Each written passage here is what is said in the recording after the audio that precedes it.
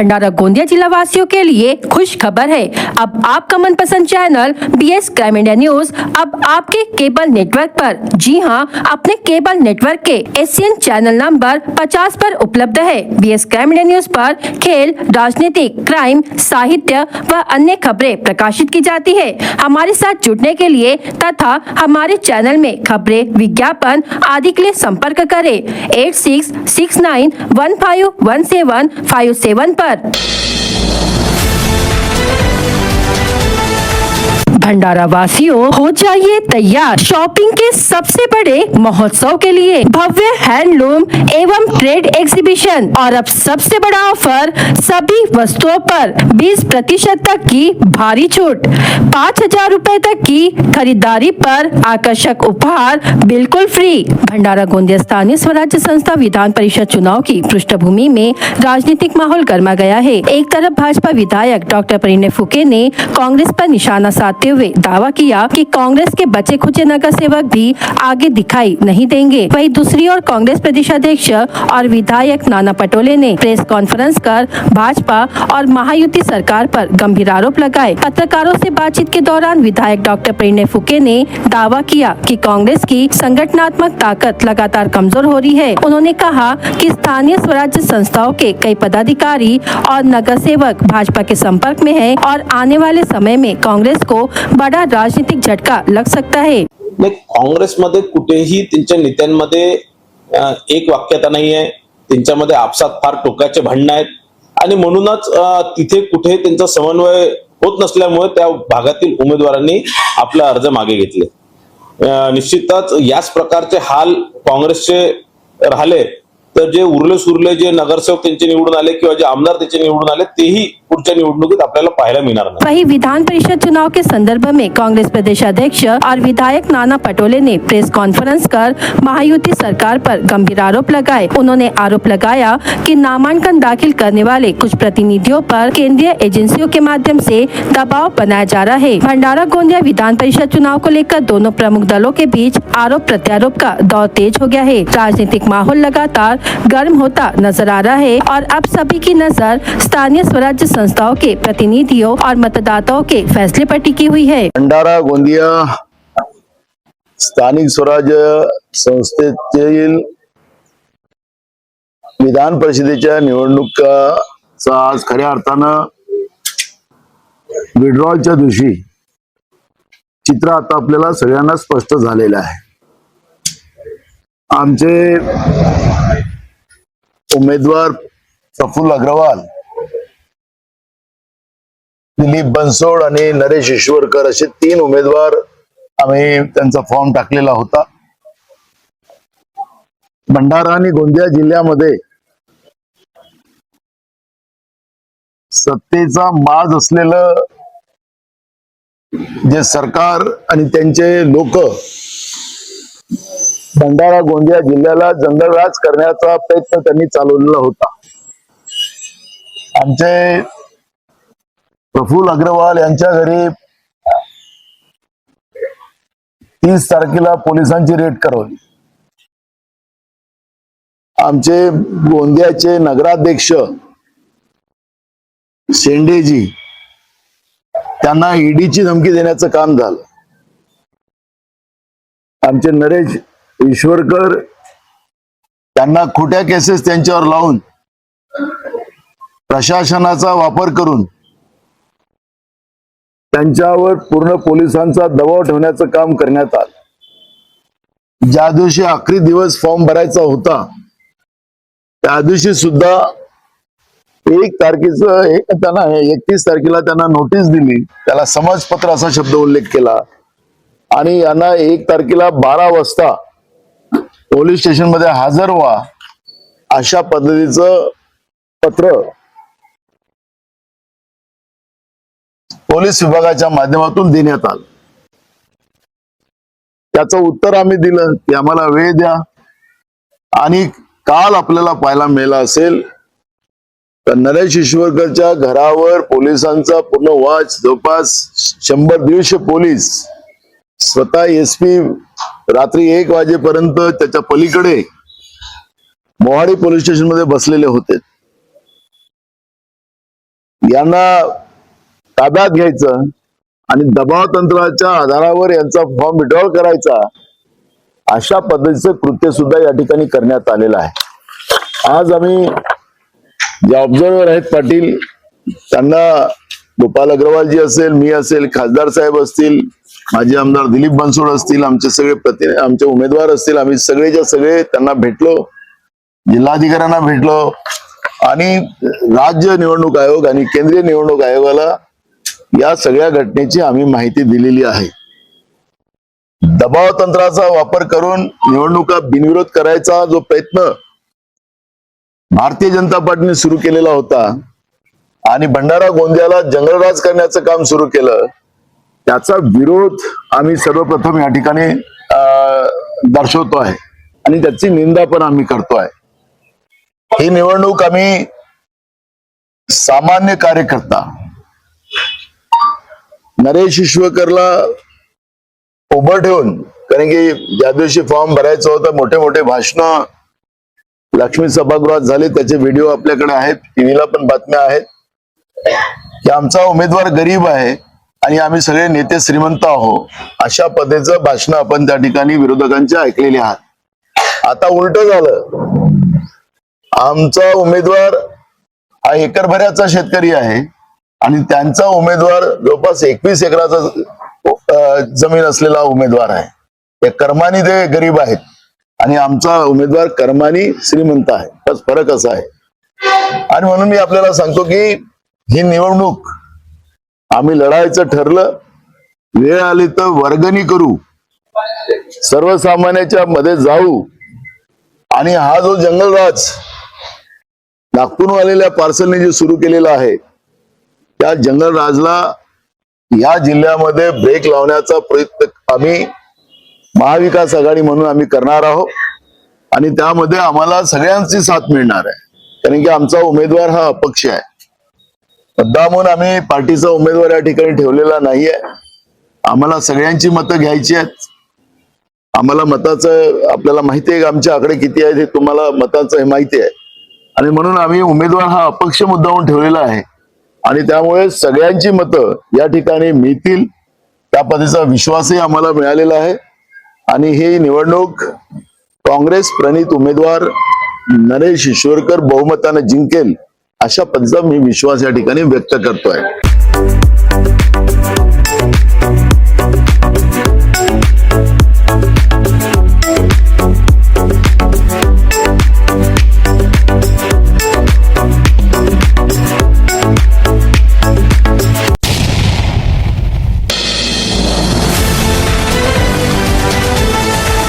भंडारा वासियों, हो जाइए तैयार शॉपिंग के सबसे बड़े महोत्सव के लिए। भव्य हैंडलूम एवं ट्रेड एग्जीबिशन और अब सबसे बड़ा ऑफर, सभी वस्तुओं पर 20% तक की भारी छूट, 5,000 रुपए तक की खरीदारी पर आकर्षक उपहार बिल्कुल फ्री। जंगल क्षेत्र में बकरियों के लिए चारा लेने गए 31 वर्षीय युवक पर बाघ ने हमला कर उसे मौत के घाट उतार दिया। यह घटना गोंदिया जिले के गोरेगांव तहसील के कलपाथरी गांव में हुई। इस घटना से पूरे इलाके में दहशत का माहौल है। मृतक युवक का नाम कलपाथरी निवासी दुलेश्वर संतोष खरकाड़े बताया गया है। जानकारी के अनुसार दुलेश्वर खरकाड़े रोज की तरह गांव के पास स्थित कलपाथरी जंगल क्षेत्र में अपनी बकरियों के लिए चारा इकट्ठा करने गया था। इसी दौरान जंगल में घात लगाए बैठे एक बाघ ने उस पर अचानक हमला कर दिया। बाघ के इस हमले में दुलेश्वर की मौके पर ही मौत हो गई। घटना के बाद बाघ उसके शव को लगभग 500 मीटर तक घसीटकर जंगल के भीतर ले गया। घटना की जानकारी मिलते ही वन विभाग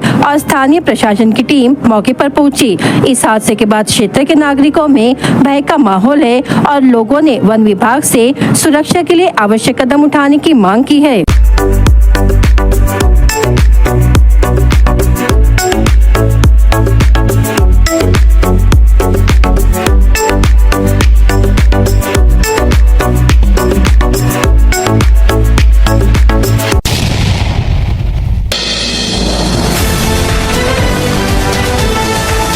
भंडारा वासियों हो जाइए तैयार शॉपिंग के सबसे बड़े महोत्सव के लिए भव्य हैंडलूम एवं ट्रेड एग्जीबिशन। और अब सबसे बड़ा ऑफर, सभी वस्तुओं पर 20% तक की भारी छूट, 5,000 रूपए तक की खरीदारी पर आकर्षक उपहार बिल्कुल फ्री। खाद्य एवं औषधि प्रशासन ने जिले भर में चलाए गए 8 दिवसीय विशेष अभियान के दौरान प्रतिबंधित गुटखा, सुपारी, पान मसाला और खाद्य तेल सहित लगभग 2,08,000 रूपए से अधिक का माल जब्त किया है। यह अभियान एफडीए आयुक्त तुकाराम मुंढे के निर्देश तथा सहायक आयुक्त यदुराज दहातोंडे के मार्गदर्शन में चलाया गया।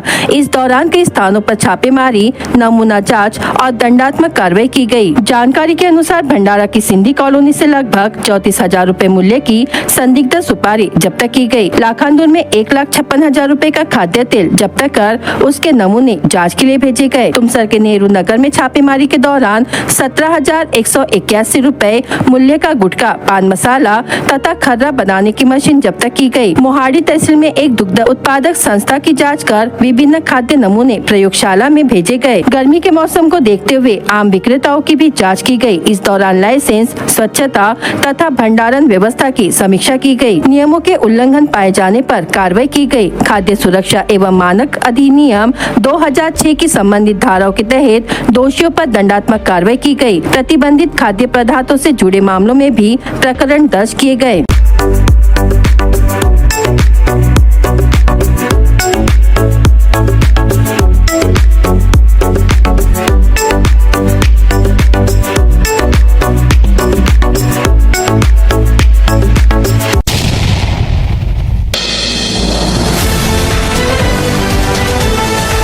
भंडारा वासियों हो जाइए तैयार शॉपिंग के सबसे बड़े महोत्सव के लिए भव्य हैंडलूम एवं ट्रेड एग्जीबिशन। और अब सबसे बड़ा ऑफर, सभी वस्तुओं पर 20% तक की भारी छूट, 5,000 रूपए तक की खरीदारी पर आकर्षक उपहार बिल्कुल फ्री। दुनिया के सबसे अधिक तापमान वाले शहरों में बड़ी संख्या भारत के शहरों की है। पिछले वर्ष की तुलना में इस वर्ष भी गर्मी के नए रिकॉर्ड बनाए हैं। ऐसे में विकास के नाम पर पेड़ों की कटाई रोकने और पेड़ लगाओ पेड़ बचाओ का संदेश देते हुए वृक्षधरा फाउंडेशन ने विश्व पर्यावरण दिवस के अवसर पर जन जागरण अभियान चलाया। शहर के विभिन्न हिस्सों में रैली निकालकर वृक्षधरा फाउंडेशन के सदस्यों ने लोगों को पेड़ों के महत्व के बारे में जागरूक किया। सदस्यों ने हरित रंग की टी शर्ट पहनकर ग्रीन सिटी का संकल्प आगे बढ़ाया और नागरिकों से अधिक पेड़ लगाने तथा उन्हें संरक्षित करने की अपील की। इस अभियान की खास बात ये रही कि कुछ सदस्यों ने ऑक्सीजन रूपी मास्क पहनकर लोगों को संदेश दिया कि यदि आने वाले समय में पेड़ नहीं बचाए गए तो स्वच्छ हवा और ऑक्सीजन भी संकट में पड़ सकती है। इसके माध्यम से पर्यावरण संरक्षण और हरियाली बढ़ाने का संदेश दिया गया। सर, विषय असा आहे की तुम्ही जर बघत असाल तर पूर्ण देशामध्ये आपल्या जगातून 30 शहर अशी आहेत जे सगळ्यात जास्त तापमान आपल्या भारतामध्ये आहे। वरून काय होत चाललंय, विकासाच्या नावाखाली झाडांची कत्तल होत चाललेली आहे। तुम्ही बघत असाल नागपूर ते गोंदियापर्यंत आणि गोंदिया ते बालाघाट पर्यंत हजारो झाडं जी आहेत ती 100 वर्ष जुनी होती आणि त्यांना कापली गेली आहेत। आमचा विकासाला विरोध नाही, विकास आणि पर्यावरण ह्या दोन्ही एक नाण्याच्या दोन बाजू आहेत आणि त्यांचा समतोल राखूनच हे सर्व प्लॅनिंग केली पाहिजे। पण आम्ही बघतोय की आपल्या सरकारचं प्लॅनिंगच नाही आहे। त्यांनी रोड बनवला तर रोडच्या बाजूला 5 फीटची जागा सुद्धा सोडली नाही जिथे नवीन झाडे लावली जातील। 6 फीट जी आहेत ती देशी झाडं लावायला पाहिजेत, पण हे लावतात डिवायडर मध्ये शोपीस झाडं आणि त्या डिवायडरच्या खाली जागा पण नाहीये जेणेकरून ती जी जड आहेत, मुळं आहेत ती आत जातील। खाली अगं सगळं कॉन्क्रिटीकरण आहे, तुम्ही झाडं लावणार कुठं? म्हणजे तुम्ही विकासासाठी रोड बनवत आहात, पण जे जाणारे लोक आहेत त्यांना सावली कुठून आणणार तुम्ही? म्हणजे तुम्ही विकास देताय पण त्यासोबत एक गरम सडक पण देताय। आम्ही ही जी रॅली काढलेली आणि हा जो आज सुरू आहे हे शेवटचा मुद्दा आहे। याच्या अगोदर आम्ही NHAI ला पत्र लिहिलं आहे, माननीय जिल्हाधिकारी साहेबांना वारंवार विनंती केलेली आहे निवेदनद्वारे की तुम्ही या टेंडरवर लक्ष ठेवा आणि झाडं लावण्याचा आम्हाला होकार मिळाला। NHAI ने पण म्हटलं आणि जिल्हाधिकाऱ्यांनी पण म्हटलं की झाडं लावली जातील, पण आज आम्ही बघतोय की झाडं लावण्यासाठी जागाच नाहीये 5 फीटची। तुम्ही झाडं लावणार कुठं? डिवायडरच्या मधात लावणार, तिथं पण जागा नाही आहे। म्हणजे हा फक्त लोकांसोबत आणि पर्यावरणासोबत खेळ सुरू आहे। जेणेकरून टेंडरवाले लोक काय करतील? टेंडरवाले लोक आपलं प्रॉफिट घेऊन निघून जातील. जिल्हाधिकारी झाले, त्याच्यानंतर वेगवेगळे अधिकारी त्यांच्या बदल्या होऊन जातील. विषय तिथल्या तिथंच राहील आणि मरणार फक्त ही सामान्य जनता. ज्या पर्यावरणाचं जे होत आहे ना, आणि जे रोडच्या बाजूला झाडं कापली जात आहे, नुकसान आमचं आहे, या मोठमोठ्या अधिकाऱ्यांच्या, नेत्यांचं किंवा सरकारचं नाही आहे याच्यामध्ये. संस्था के सदस्यों ने ये भी कहा कि विकास के नाम पर वर्षों पुरानी पेड़ों की अंधाधुंध कटाई पर रोक लगाने की आवश्यकता है। पर्यावरण संदेश वाले बैनर लेकर शहर में रैली निकाली गई और नागरिकों से पर्यावरण संतुलन बनाए रखने में सहभागी बनने की अपील की गई। सर, आज पर्यावरण दिवसाच्या निमित्त आम्ही सरकारची मागणी करतो की जे मोदी सरकार आज देशामध्ये विकास तर करत आहे, आज हायवे बनत आहे, सर्व आहे, पण 100वर जुने 80वर जुने झाडं कापत आहेत आणि त्याऐवजी काही त्यांचे झाडावर लक्ष नाही आहे. पूर्ण हायवेवर एकही झाड नाही आहे.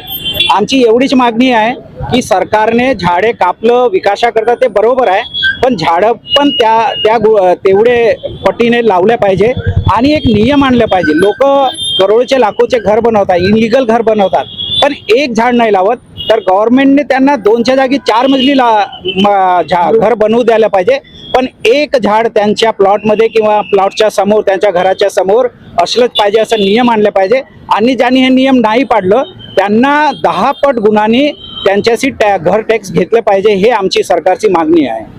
आम्ही कित्येकदा कलेक्टरला कंप्लेंट केलं, तिथून म्हणतात की हे आम्ही करून घेऊ, पण आता जवळपास 3 वर्ष झालेलं आहे, याच्या कलेक्टर ऑफिसमधून पण रिप्लाय आलेलं नाही आहे. त्याकरता आम्ही फक्त हे एक प्रेमपूर्वक हे आंदोलन सुरुवात केलेली आहे. आता काही लोकांनी केल्याने नाही होणार, सर्व व्यक्तींचे हे नैतिक जिम्मेदारी होत आहे की सर्वांनी एक झाड कमीत कमी लावलं पाहिजे आणि त्याला जगवलं पाहिजे. लावल्याने नाही होत. आज कलेक्टर साहेबांनी घोषणा केली की 17 लाख झाडं लाव, या अगोदर 15 लाख लावली, पण त्यामधून किती झाडं लागली आहेत, जगलेली आहेत, हे महत्वाचे आहे. तर मी लोकांना निवेदन करते की लाखो रुपये तुम्ही खर्च करता, फक्त 1000-2000 रुपये खर्च करून एक मोठं झाड घेऊन आणा आणि आपल्या घराच्या समोर एक झाड लावा. येणाऱ्या पिढींना वाचवण्याकरता हेच आवश्यकता आहे. प्रतिवर्ष तापमान वाढत आहे. अगोदर 43-44 झालं, ह्या वर्षी 46-47 झालेलं आहे आणि हे वाढतच राहणार. म्हणून हे आमच्या सर्वांची येणारी पिढी करता हे आवश्यक आहे. विश्व पर्यावरण दिवस पर वृक्षधरा फाउंडेशन ने पेड़ लगाओ पेड़ बचाओ का संदेश देते हुए हरित शहर और बेहतर भविष्य का संकल्प दोहराया। संस्था ने नागरिकों से अपील की कि सिर्फ पौधे लगाना ही नहीं बल्कि उन्हें बचाना भी उतना ही जरूरी है।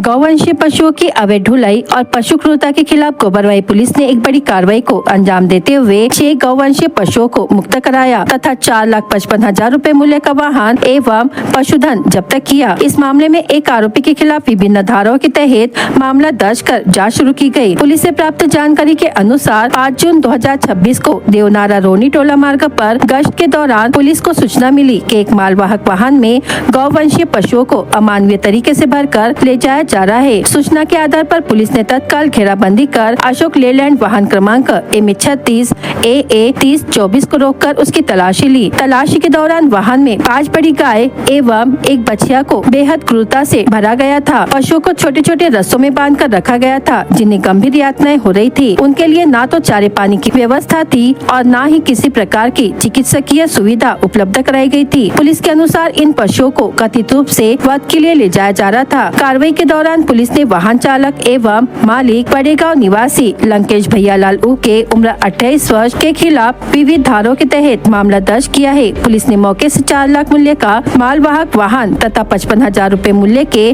6 गौवंशीय पशु जब्त किए। कुल 4,55,000 रुपए का मुद्देमाल जब्त किया गया। यह कार्रवाई गोबरवाही पुलिस स्टेशन के थानेदार शरद शिवाले के उचित मार्गदर्शन में पुलिस हवालदार गौरी शंकर कड़ाव की शिकायत पर की गई। आगे की जाँच पुलिस द्वारा की जा रही है।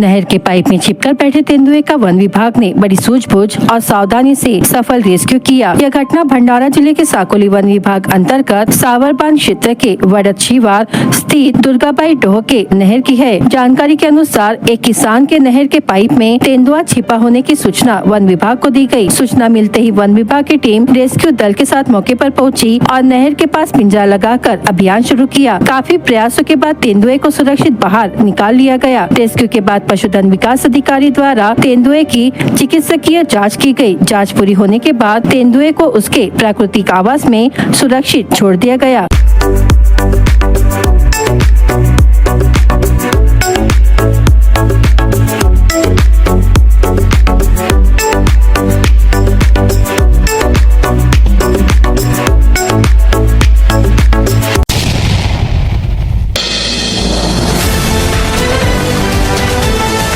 करडी पुलिस ने अवैध हाथ भट्टी शराब निर्माण के खिलाफ 2 अलग अलग कार्रवाई करते हुए कुल 1,32,100 रुपए का मुद्देमाल जब्त किया। गुप्त सूचना के आधार पर पुलिस ने किशनपुर तहसील मुहाड़ी में छापा मारकर आरोपी सीतेपाल निवासी अतुल प्रकाश उइके उम्र 40 वर्ष को पकड़ा। आरोपी के कब्जे से 350 किलो सड़ा महुआ, रसायन, 1 टीन ड्रम और शराब बनाने का साहित्य जब्त किया गया। कुल जब्त सामग्री की कीमत 71,100 रुपए आकी गयी। वही पुलिस ने किशनपुर गांव के वन विभाग नाले के पास छापा मारकर आरोपी बोरी निवासी योगेश्वर चैतराम निवारे उम्र 45 वर्ष के खिलाफ कार्रवाई की। वही किशनपुर निवासी अशोक सकरुकहा ने उम्र 52 वर्ष फरार बताया गया है। मौके से 300 किलो सड़ा महुआ, रसायन, लोहे का ड्रम और शराब बनाने का साहित्य जब्त किया गया, जिनकी कुल कीमत 61,000 रुपए बताई गई। दोनों आरोपियों के खिलाफ विविध धाराओं के तहत मामला दर्ज किया गया। मामले के आगे की जाँच करडी पुलिस द्वारा की जा रही है।